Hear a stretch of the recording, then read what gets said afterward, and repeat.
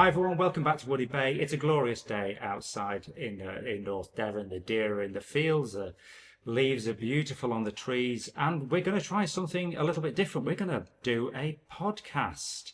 We're going to do a deeper dive into what's happening. And I'm sat here with someone that I hope all of you know through previous videos. Hi Stu, how are you doing? Hi Giles. Hi. Hello everyone. Welcome back to Woody Bay. As Giles has just said, we are going to try something a little bit different. So let's see where we end up. We're sat in the off season now, Yeah. 2024. What's it been like for you? How's it been for the railway? 2024 has had its high points, its low points. Broadly speaking, we've carried the same number of people as last year. We've had slightly busier times, and we've also had a few quieter times, tried new events and bits and pieces. So yeah, it's had its challenges, the same as any year really. Still a tough year I think, for any small business and perhaps any heritage railway. So it's definitely been a really busy year, sort of just from the general workload for our volunteers. And overall, I'm quite pleased. I think we've had a successful year, held our own. Of course, we want to do more, but we've started a few things, a few new events that we hope to grow on. We've started a few new projects. We've completed things like new steam engines. Yeah. So I think overall, I think we can look back and just be proud of what 2024 is. It's really interesting because we were at the House of Lords, weren't we, on Wednesday evening? Yeah, Yes. no, They let us in. Yes, I was more surprised they let me in, to be fair. Yeah, absolutely. So I don't know if people realise in the background what the Heritage Railway Association does. To sort of support and promote heritage railways. So we are part of that, like many railways are. So we do attend events, seminars, and there was an event organised, as you say. It was really impressive. Lord Faulkner introduced us. We had Peter Hendy speak. We had Liz Saville Roberts speak. All around the positivity that heritage railways bring, around volunteers. What was really exciting that there were a bunch of young people from the Talyllyn and Festiniog. It was youth section appearing, and I think that's positive. It's good, and obviously great for them as well to actually be recognised. And it's something that we should all champion really. But I think it was good, and got to speak to some of them as well. I spoke to the Talyllyn. We spoke to the Welsh pool. We were there with the Festiniog, and there were so many narrow gauge railways represented in the room. I was really excited. It's a quite good idea. I mean, some of the ideas as well. I think it's just to hear sort of new takes on things, new approaches, new ideas, just to see how they view the heritage world and where it's going, what its future is. I mean, it's all. I found it quite invigorating actually. Yeah, it was. To get that kind of input, and how they feel about things. And as you say, various MPs in the room spoke to people from other railways. I mean, they're all good events, and I don't think people realise that the Heritage Railway Association does a lot to promote what we do, not only financially for the area. We all do a lot for our own communities, and I'm a big champion of what we actually do for our own staff and volunteers, and what we actually provide people with. I think. Yeah, I think that's one of the things that really. I spent a lot of time talking to the various youth sections who were represented there. Seeing kind of their energy, enthusiasm, and seeing heritage railways into a gateway into getting professional jobs at Network Rail and train operators and things was amazing. Yeah, I mean, even in my background, working in the standard gauge heritage stuff before, I had many friends that went on to get sort of jobs in various areas linked with the railway, and I don't think that's appreciated. I think you realise how many people get careers and make lifelong friends. Sometimes, there are marriages, there are children. Absolutely. Everything else. There are whole things get born out of heritage railways, and it's affected so many people. And you get to make great friends right across different areas where you wouldn't normally. I mean, for me, it's made me visit. I mean, I even ended up visiting parts of the world because I work in heritage railways, just through friends and holidays and groups and interests. You just end up doing all this stuff, and I think it is all linked with that heritage railway. Yeah, it's interesting because you touched on volunteers before, and something we've discussed is we're going to start putting the foundations in place to have a youth section, hopefully in 2025. Very important. Yeah. And obviously we've got the miniature railway, which is a great introduction to learning the basic railway skills before going out onto our main line, if you like. So that's quite exciting. And I think the other thing was a recognition from everybody in the room at that event of what volunteers do. and what contribution they're making to keeping things Yes. going. I think it can easily be just seen as a load of people playing trains, and it's just it's a load of people, a bit geeky and all that sort of stuff. But let's be honest, I think being geeky is much cooler than ever it was. It certainly is. And you also, I also talking to some of the various sort of younger people there and here that come in, I think they can get quite a bad rap. There's quite a sort of, well, young people don't want to do this or they don't do that. If you go by the experience we've had here, and I know other people have had this, and you see it on many other railways, there are some brilliant people out there. There's some brilliant people coming along who've got some ideas. And just some of the youngsters we have, that have wanted to get involved or do things here, it's really, really encouraging to see. And so starting a youth group properly, working our way through that and encouraging more is so, so important if we want any of this to carry on. Yeah. And I think just reflecting back, we had the Gala back in September, which typical North Devon, we had weather warnings to deal with, and the press was saying that the world was going to end, and it went well, didn't it? Yeah, it did. I mean, so for anybody who doesn't know, we have a Gala at the end of September, which is sort of linked with the anniversary of the railway closing in that sort of month. So it's and traditionally we have a visiting locomotive. We use the engines we've got. We have sort of tents full of stands. We had Palmerston this year, of course. We had Palmerston. Obviously, huge thanks to the Fistiniog and to Paul Lewin especially. He's always a great support with all of these things. But we had sort of a beer tent, we had music, we had all those sort of things. We have to try quite hard with our galas because we're only a short railway, so we can't do many miles. Lots of trains, over sort of double heading and huge trips. So we try quite hard to have a busy operating bit, and then to do other things like the sort of the beer, the music, the food. We had sort of classic cars, lots of miniature traction engines, that sort of thing, various attractions in the tent. So it was good. I mean, the weather warning didn't help, but it did make Saturday. That's the fun of living in North Devon, though. It is, keeps you on your toes. I was on Axe on the Gala in the morning, which was fantastic, and obviously we had Remembrance Sunday last week where Axe was prominent, and Axe is now in the shed. Incredibly busy Remembrance as well. I think it's worth noting. We did Public Day on the Sunday, which the Rise has done for many years. Super turnout. I mean, the weather really helped. So really nice turnout, which always adds to the atmosphere. Axe doing its thing proudly, and then of course we have the local school federations come up on the day after to do their own service. And again, Axe doing the honours. And a nice little service again, and the children do all of their bits and pieces with readings and poppies, and really it's quite a fitting end to a boiler ticket for a locomotive that is a So Axe has come to the end of its ticket. Obviously, a really important engine given its role in World War One and its recognition, because it's a dedicated engine as a mobile war memorial, if you like.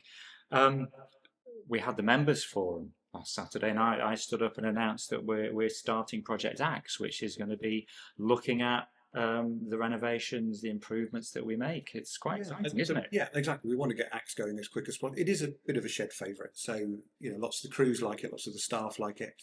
So we are, in discussion of what we do next, how we start the project, and then the guys know pretty much what needs to be done to get it turned around again. Bits and pieces we'd like to do to it. And then, what's its future? I mean, is it, high days and holidays for us and bits, and then hopefully it might go out on to visit galas and events, fly the flag. It'd be great to fly the flag for the railway somewhere with it, and do all those sorts of things we can do with it. We'll have a plan for that project very shortly. We're working on it at the moment. Like you say, funding's the big. We will be making an announcement as to the various funding tiers and. Rewards and other things that we might put around that. So look out for announcements on that. It's definitely very important to get it going again, and and give us those sort of 3 steam locomotives that it gives us so many options and things that we can do. And I think the other exciting addition this year is Sir George Nunes. So we did. I mean, again, 20. It seems like a long year. It's gone by so quick. But yes, we did finish Sir George Nunes. Which is a Bagnall engine for anybody who actually hasn't seen it. It's in a new livery, it's red, it's had a new name, so it is now Sir George Nunes. Owned by a group of our members and supporters. It was spread around when I got here, so I never saw it running. Literally spread around, wasn't it? So when I started on the road, I'd never seen it run. So it was spread around, and it's obviously got it all back together now. It's had various bits and pieces. I mean, no, it was good to see it run. Came into service in August, like with every loco, a few little bits and pieces to sort out, but it's sort of settled down into regular service. So it's something that I think people will get to see quite a lot of if you visit the railway. Maybe a reason to visit the railway. Yeah, absolutely. It's a very impressive engine, and I do enjoy being on the footplate because it's very generous on the footplate, which is fantastic for us crews. So I like it. I think with again much more used to standard gauge background. I'm probably not supposed to say that on the note, but to me, it just feels like just a slightly small standard gauge engine. It's got that kind of feel of well, we're both tall, aren't we? So you mean you don't crack your head as much? Yeah, that's the biggest question I ever get asked is how often I bang my head. Yeah, and the answer is a lot. But on that engine, I mean, it is good fun to crew, and it's something different as well because they decided to do a different livery and name, etc. It does give it an identity, which actually is already proving to be. And we mustn't forget Sir George Nunes, the guy who was the publisher who enabled and was instrumental in the Lynton and Barnstaple Railway. And so we're bringing that story right the way back. I'm very lucky that there's still surviving members of his family that actually came and actually named it. We did a short video on that a little while ago. So that was, quite strange in a way, sort of, having members of the family with the same name naming the locomotive and their sort of. It was quite moving, actually, wasn't it? It was a lovely event, and we had our new clergy came down and did the dedication, which was fantastic. Absolutely, and again, that's it's nice to meet people from the local area, pull people in. But it was nice to meet somebody with that connection with the loco, I thought, and that sort of strange connection with the name. And there were a few special moments there. And of course we've got all our favourites, but we've got Lynn. Lynn's a stalwart, and it's interesting because I think operationally we've been doing sort of 2 weeks on, 2 weeks off. Since we've started with, since we've had maintenance. Yeah, pretty much. So, like any railway, again, it might be hidden to most people, but the amount of inspection that these locomotives take, the amount of maintenance they look after, and we have to wash the boilers out. So it just means that we've got an engine of the same power that Lynn is, that can go up and down our hill with the same number of coaches. If we use that, because unfortunately we were taking carriages off, so in busy times it can be... Which is what we did on Remembrance Sunday. It can be a little bit challenging in sort of August if you have to start shortening your trains and that sort of stuff. We've been sort of using them sort of turn and turn about. We're going to be doing that at Christmas the same. Just to get even wear out of both locomotives. And Christmas is a lovely time here, isn't it? It's still in November. I, like everyone, we've got huge plans for Christmas. We've obviously got Santa and his naughty elves here doing a thing around the station. And we must say thank you to Santa and his naughty elves. Absolutely. Absolutely superb in what they do. And what I love is the fact that, we're only a short railway, but they're appearing at both ends. And I don't know how the logistics work, but their energy is amazing. Got incredibly fast reindeer. That's correct. Absolutely. I didn't think of it. Now, obviously, Christmas is a big thing for quite a few heritage railways. We're down that road of... even last year with the bad weather, we managed, everyone that turned up was in good spirits. It was just a good atmosphere. It was, but it is an important thing for us. We do sort of 9 days of it right before Christmas. And then, of course, we've got trains after Christmas because it's quite a long period after Christmas. So we're doing quite a few trains after Christmas for those people that are bored and want to come out and work on Christmas dinner. And next year, we've got Rail 200, haven't we? And I don't know whether people will have picked up on this. So this is the big national campaign that's celebrating 200 years of the railway, which we're going to be involved in. We are indeed, So there's going to be a few events, and obviously there's a few things we can't quite announce yet that we're still waiting to hear about. But we've got a lot of things that we've talked about, lots of things that we've discussed. I mean, there's some ideas, unfortunately, that a little bit too big for us, but I think hopefully we've got some ideas that really capture the whole idea of it. We want to sort of, again, pull people in from the local community. We've got ideas to involve schools, all those sort of things to come, and hopefully, something for the enthusiast and all that sort of stuff. Again, don't want to say anything too early because we don't want to jinx anything, but hopefully we've got a few things that... so we'll be kind of making those announcements on the website and stuff as we can.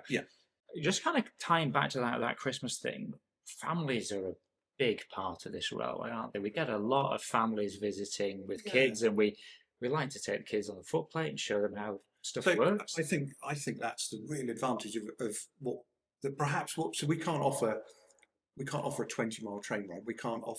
We know that, but I think what we can do is offer more of an experience. And it's not something I have to go around and ask or even tell or whatever to get the staff to do. They just do it. They talk to the kids. They explain everybody from the guard with the tail lamps to the ground frames to the signal cabin. to looking on the footplate. It's something that people here do very well. And I'm not just saying that as a No, thing, no. because it genuinely shows up in reviews. I get sort of letters and thank you cards and all these sort of things. So what we can't do in a sort of length of journey, we can do in a slightly more relaxed sort of, Yeah, tell me a bit about the railway. What are we about? How's it work? it's my favourite thing, to be absolutely honest. Is I've fired here for 2 years.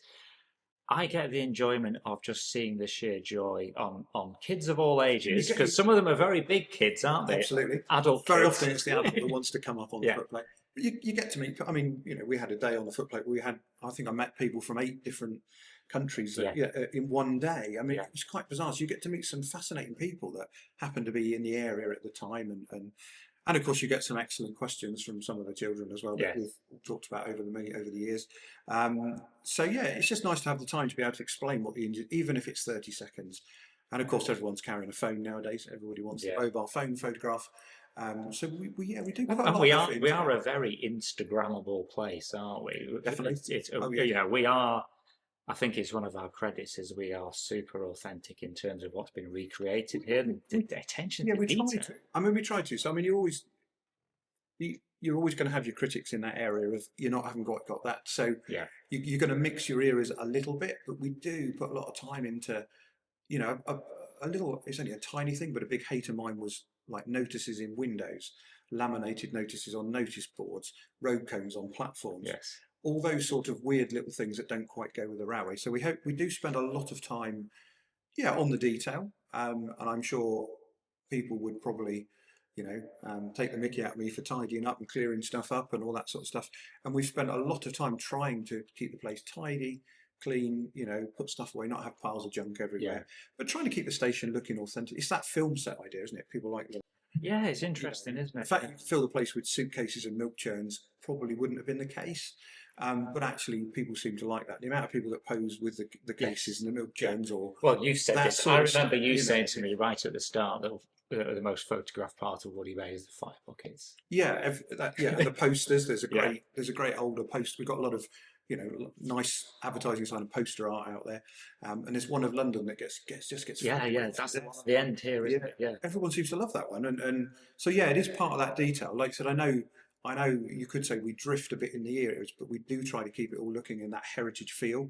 Yeah. Obviously, you've got to have the modern stuff in the background. Yes. Of course you do, but we do our best to try and keep it off the stations. When you stand on the platform, everything looks right, everything feels right, and it's a nice place to be with the sort of the woods and the sort of general sort of surround anyway. Yeah, we mustn't forget North Devon is if you've not been, please make the time to come to North Devon. We are in Exmoor. We're in the national park. Literally, the coastline is just across the hill. The field where the deer are this afternoon, coastline is just across the hill. It is a beautiful, beautiful part of the country, and we run through this amazing landscape. Yeah, and don't give up if the weather's bad. I think it's I like the weather when it's bad. So the weather does get change a lot, but that's why we got the scenery we have. Being high up has its advantages and disadvantages in the weather. But different times of year. I mean, like you said, this week, I mean, we're in November, we've had a lot of autumn leaves. The colours and stuff around this week are absolutely stunning. But it's definitely, if you've not been and you've sort of, seen some of our videos, please come and have a look, because, the scenery is amazing. It's a nice place to be, to visit Exmoor. You've got Lynton and Lynmouth nearby with the Cliff Railway, all those sort of things. So it's definitely worth coming to the area. And we're very lucky with that. We're lucky we're not running, we're not entirely engulfed in houses or industrial estates. Again, so only being short, we're pretty lucky that the bit we've got does have views. And it's one of the things that you don't have to be interested in trains to visit. And indeed, I think most people that come they're here for the experience, back to experience. No, that's right. I think it depends how you explain being an enthusiast. Yes. If you pick up a leaflet and think, well, I like steam trains again. You've seen films with bits in and backgrounds and people like that. So we get the sort of broad spectrum, people that know every rivet and everything about it. I think what's quite nice is we get people that know nothing about it and they leave having learnt a bit about what the LMB was or what it was. People are quite surprised at the narrower gauge, the way the coaches are. I mean, even yesterday, even when we were closed, we had somebody came in and asked a few questions about, why have we laid it as a narrow gauge railway? Is it always going to be like this? And that sort of thing. So people leave learning something about it. And I think it is something actually, and one of the things we're going to do for Rail 200 is just improve that level of information that people can get around the sites, isn't it? We're sat in the cafe here, and we've got the interpretation boards. Not that you can see it in shot, but there's stuff right around the cafe. So we're hoping to have a little bit more information and stuff, just enough to, to put across the message what we did, how we did. We're going to have more exhibits in the cafe. We're going to have signs around the site, just so again, when people get a bit of an interest, they can learn about the carriages they want to. They can learn. And that's a really interesting point. So we have now got, or we are about to get some display cabinets. So we will have some of the Lynton and Barnstaple artifacts that's in our collection actually on display. Yeah, we can change it during the year. Yeah. We're hoping to kind of link it together, really, kind of tell a story between the storyboards, the station, and what we have on display. We have some really nice items come recently for some very kind donations that hopefully will tell a bit more of the sort of human story. Yes. You see things that people have used and touched and are part of the railway and that sort of stuff. Not just photographs. These are actually things used on the railway. Yeah, physical things. And they've been kept by families and bits and pieces. And when you consider the railway closed in 1935, it's amazing that stuff's still coming to light. Yeah. So we're hoping to do a bit more of that, and that will play into our Rail 200 stuff quite a lot. Yeah. But again, plays into that visitor experience. Nothing about the railway. You turn up, there's stuff you can read and look at as much as you want, dip in and out. And if they leave just with a little taster or a bit of an understanding of what even heritage railways, but even more so the Lynton and Barnstaple, then I think we've won. I think it's a win. I really do. We can educate as we go. Yeah, fantastic.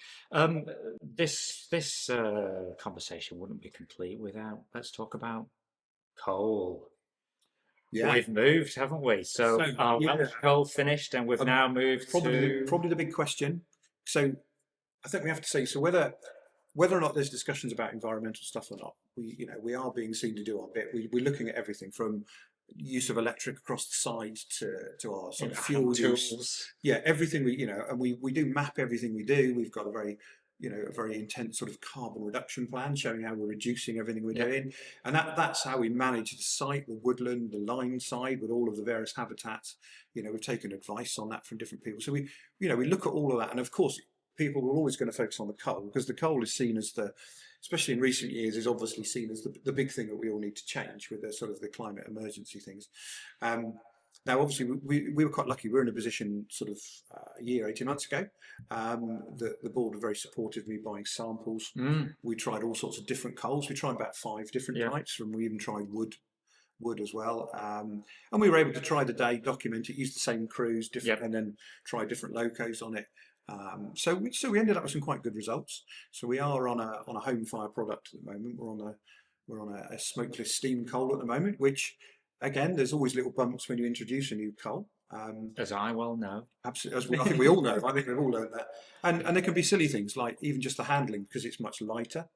It's much rounder, so it wouldn't stay on our coal docks. It's great for people with puny arms like me. I quite like it. It certainly takes the weight of it, although you get through slightly more. But obviously, it's really important to us that what it does to the locomotive, what it does to the boiler, how it burns, what it does to the grate. You've got the ash build up. And then, of course, what's actually coming out the chimney, the bit that everybody wants to talk what's coming out the chimney is... Yeah, we've definitely managed to reduce, there's no smoke. There's no dark smoke. It's clean. We've always been very good at trying to keep on top of our smoke and our emissions. Obviously, even though we're in the middle of nowhere, we do keep it down, because on narrow gauge locomotives, it's almost at head height, so you really don't want it blowing around the platforms. So it's something we've always worked hard at. So we did make the transition to different coal, same time that we made a transition using a new steam loco. So yeah, it was a little bit difficult for a few weeks. Definitely, you can see people got used to it. The amount we're using has gone down, and what's good is that it's a fairly constant product. So if it works for us, the quality is pretty good. You can get it at fairly, reasonable notice. So pleased with it so far. And of course, as things change, we will carry on trying and developing as we go forward. The plan is to keep the locomotives going, but obviously, really making sure we're careful with our environmental. We're trying to stay ahead of the curve, aren't we? Yeah, we are, and I think we do, and I think we try perhaps harder than perhaps is realised. And again, why would you know? But we do try hard across the site in all areas, and obviously the coal is a big one. But yeah, so we've put quite a lot of time and effort into that, and I'm quite quietly pleased we've come out the other side. And sort of. No, it's been exciting. Yeah, I was going to say not quite unscathed is probably the wrong word, but we've come out the other side, in a good place where we're still running, we're doing everything else, we're getting somewhere. and it definitely opens the door to me of trying other stuff as we go forward, because we've got to try that, and we're going to be looking at other stuff with our diesel engines and bits and pieces as well, of course. So in some ways it could have been a bit of a game changer when, you know, coal was disappearing. It's affecting the industry. It was a bit of a downer, I think. Some people perhaps kicked it into the long grass, others took it more seriously. Mentioned the HRA earlier, there's lots of work through that as well, and talking to other railways. Thank you for anyone to help me with talking with other coals and advice, and just I think that's sort of forgotten with emails people. and phone conversations with different things that I've had with people from all sorts of stuff, you know, weird phone calls about ash build up to all sorts of things. But we have come out the other side with something that works, but we will keep trying. So it's not something we've stopped. We will keep trying on that basis and get better as we go. That's the point. Yeah. Thanks for that, Stu. We've learnt a lot, and as ever at the end of our videos, you get to say, don't forget, if you like our videos, like and subscribe. And of course, we are just about to go into our Santa season, so why not come along to a Santa train or some of our New Year trains? We'd be happy to see you. Thanks a lot, folks, and we'll see you soon. Bye-bye.